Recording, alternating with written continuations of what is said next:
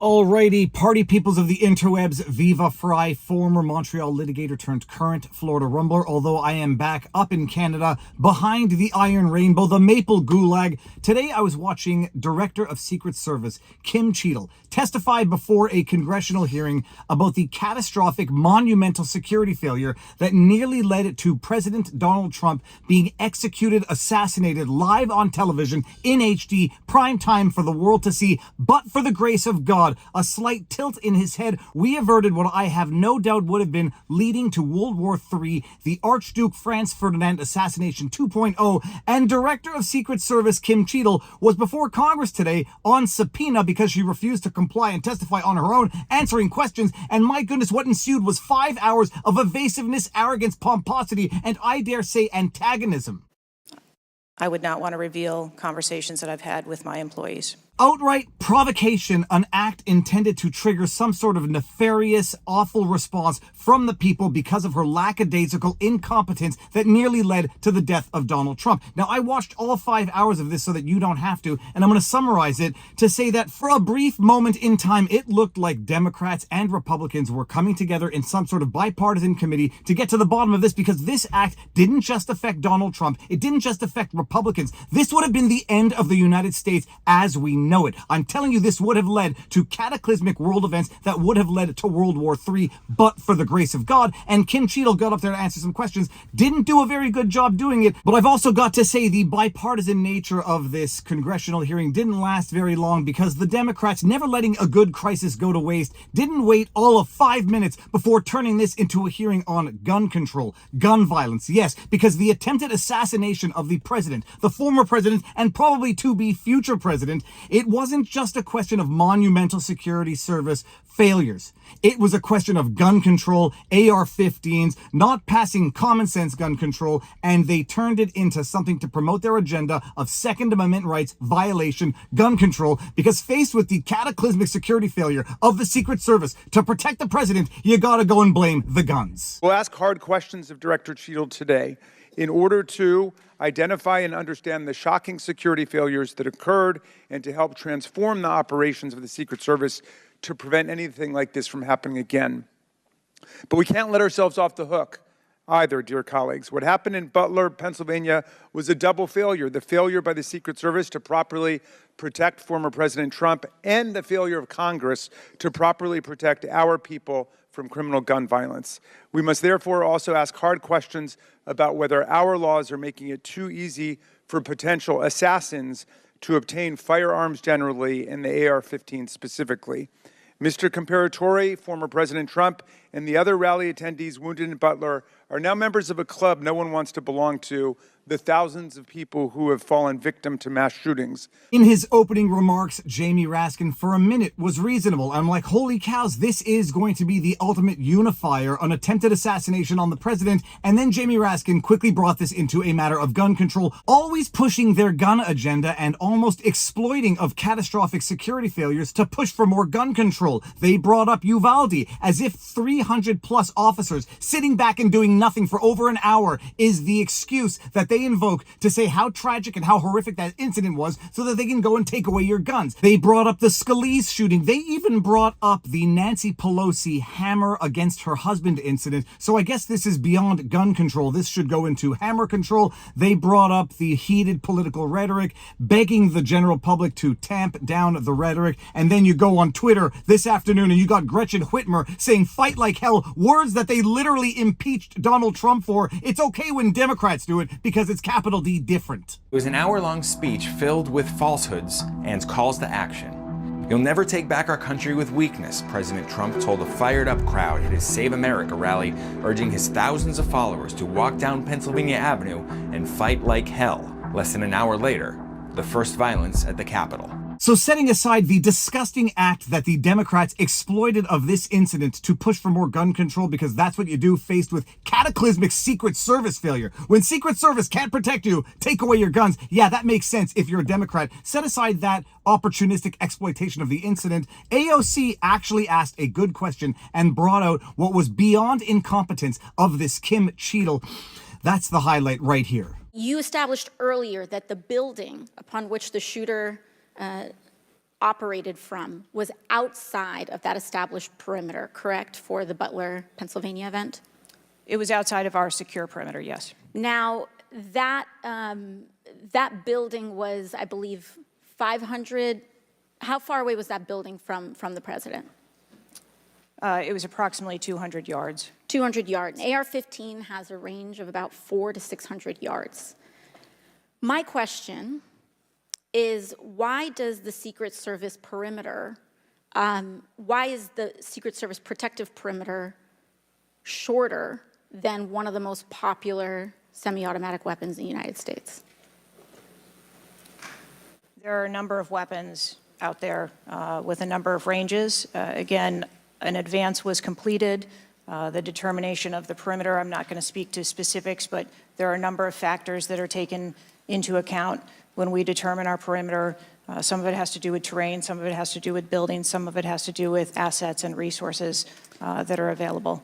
And so what I'm hearing is that a perimeter was not established outdoors in an outdoor venue that would prevent an AR-15, which is one of the most common weapons used in mass shootings, from being able to be within the range of Secret Service protection.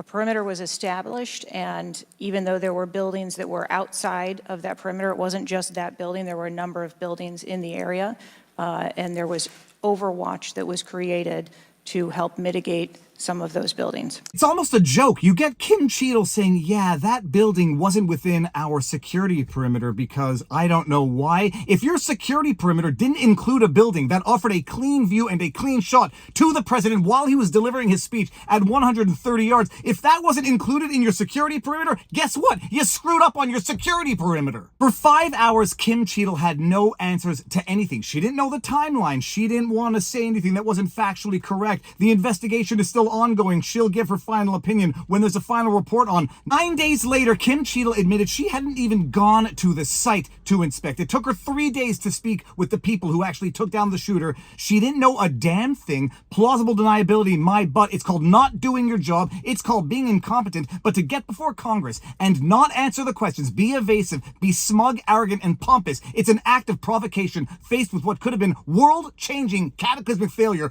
by Kim Cheatle. A few of the other highlights, there was a guy, I forget his name, I'll put it when I show the clip, but this guy was saying, look, we're all nervous because this could be any of us, and right now we have the first black presidential candidate running for office in this heated climate. How do we know that there won't be such miscommunications in the future? And I listened to this question, and I channeled David Mamet, every fear hides a wish, and I'm thinking to myself, is this guy telegraphing what the next step of the deep state is going to be? Carry out a reprisal act against Kamala Harris by a far-right extremist from a United States Secret Service that is incapable of protecting the people they're supposed to protect, blame it on Republicans, lock down the population, declare martial law, have mail-in voting because it's too dangerous to vote in person. Is that the next step? Because my goodness, that seemed to have been baked into the question. Here's the question. So I think this shows an issue with communication, and I want to know, Madam Director, what you intend to do to fix that, not in 60 days, but now. We're in the middle of a presidential election, obviously a former president who had an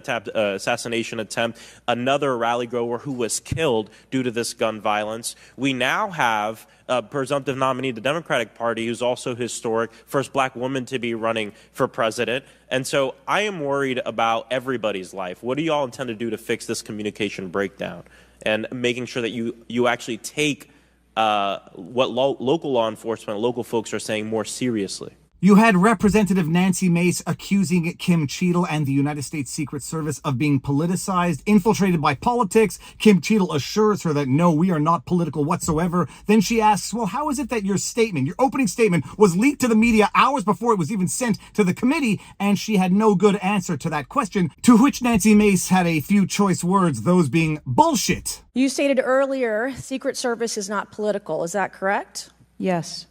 Okay. Would you say leaking your opening statement to Punchbowl News, Politico's Playbook, and Washington Post several hours before you sent it to this committee as being political? Yes or no?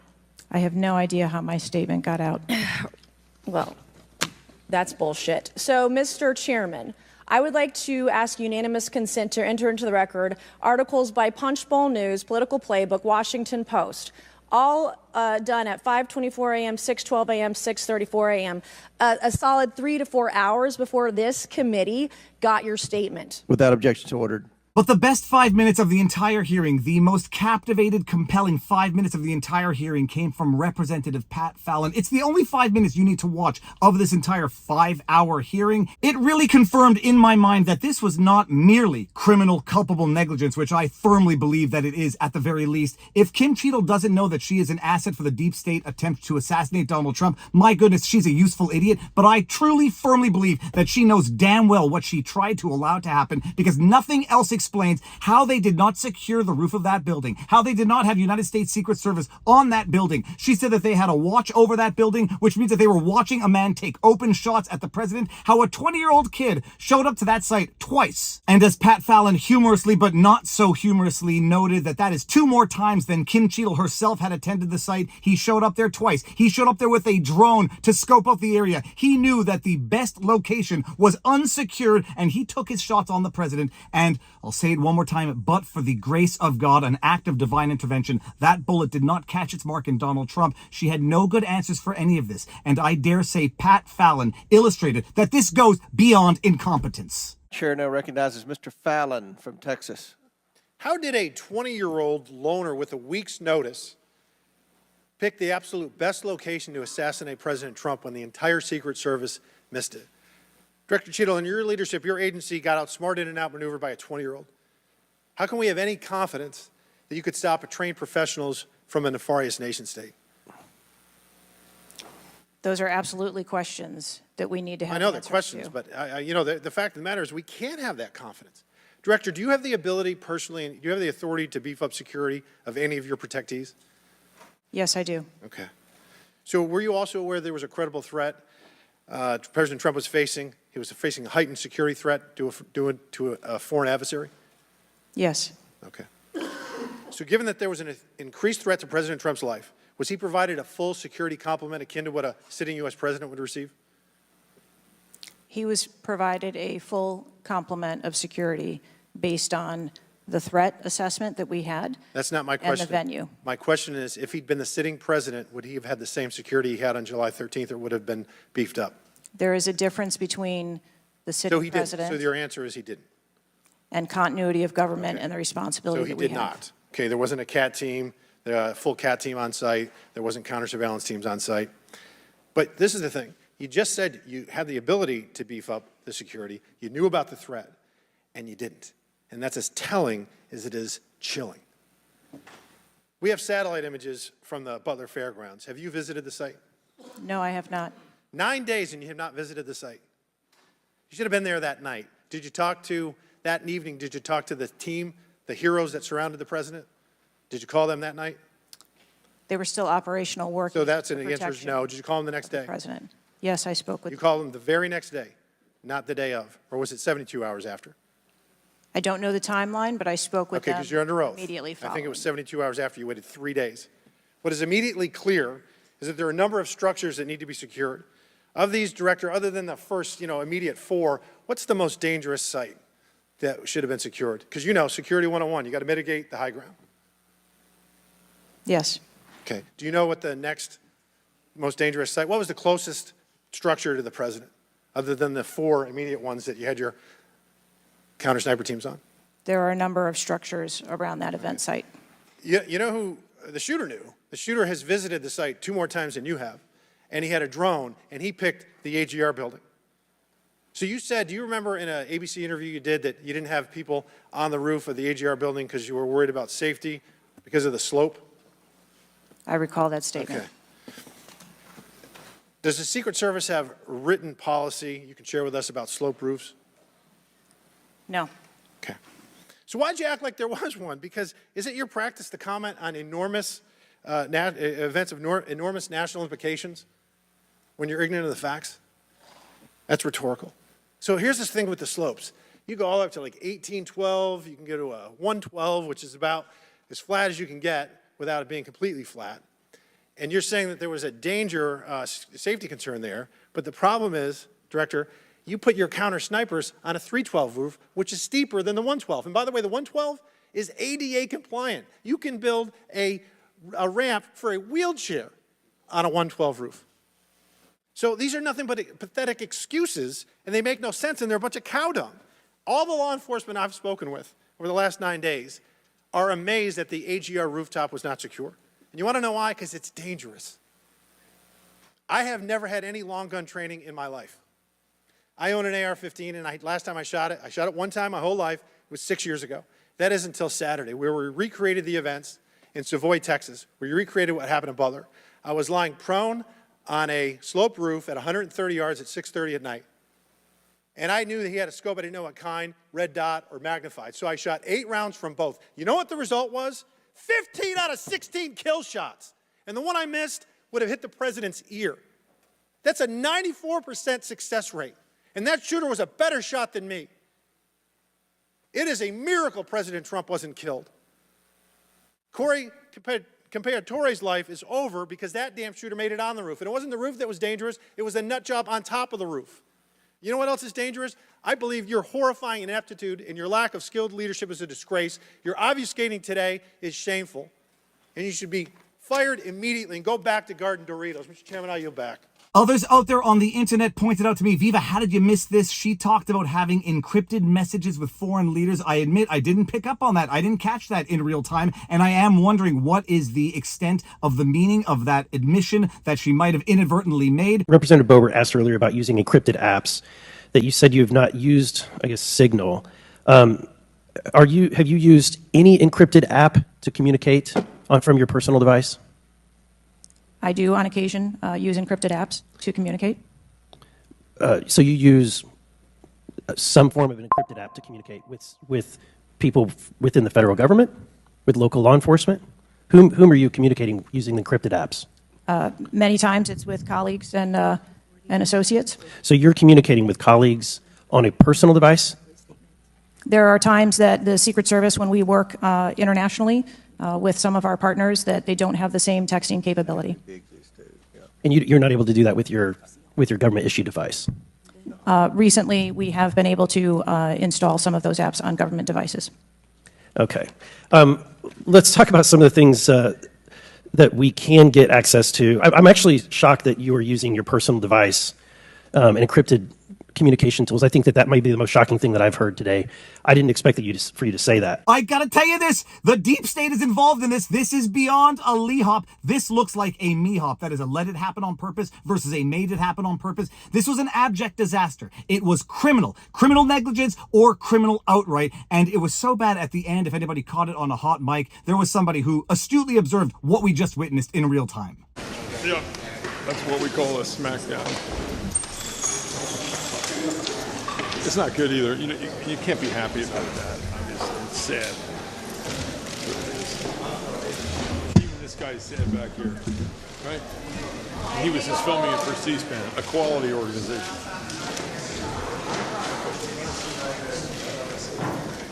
So that's it. That is the executive summary of the debacle of a Kim Cheatle hearing. She needs to resign yesterday. She needs to be charged today, and she needs to be jailed tomorrow. And I'm not a person who's not about due process. We heard her due process. She was asked how she gave an answer as to the nature of the roof, that it was too sloped to put a sniper on, and then faced with the apparent contradiction that the other roof where the other sniper was located was even more sloped than that roof, that roof could have been ADA compliant. You could have had a wheelchair ramp on that roof. It was so not sloped of a roof, and that there's no written manual about the slopes on roofs, yet she somehow gave more answers to a journalist than she gave to Congress. Kim Cheatle needs to be fired, needs to be sanctioned, needs to be reprimanded, and they need to get to the bottom of this, because Kim Cheatle might be the useless patsy in all of this. On the legal side, there are bigger, more important players in this attempt to kill on live television President Donald Trump, and there needs to be political and judicial hell to pay. But above all else, nobody should resort to any violence, because that is exactly what they want. That is exactly what Kim Cheatle is trying to provoke by way of response in that interview that she gave to ABC, CBS, whichever three-letter intelligence agency that Mockingbird Media was. That is exactly what she was trying to provoke by going to the RNC barely days after almost allowing Donald Trump to get assassinated live on air. And that is what we saw today. Now, I have some guests coming over for dinner, so I'm going to go make a barbecue. But if you like what I do, you know what to do. Like, share, subscribe. Make sure that you are hitting notifications and dropping comments when I make a video, because that's how people will discover the channel. Viva Fry on Rumble, Viva Fry on Twitter, Viva evabarneslaw.locals.com for the bestest, most above average law community out there. More importantly, talk to people in real life, exercise, eat healthy, get some sunlight, and now you know your vlog. Peace out, peeps. Booyah!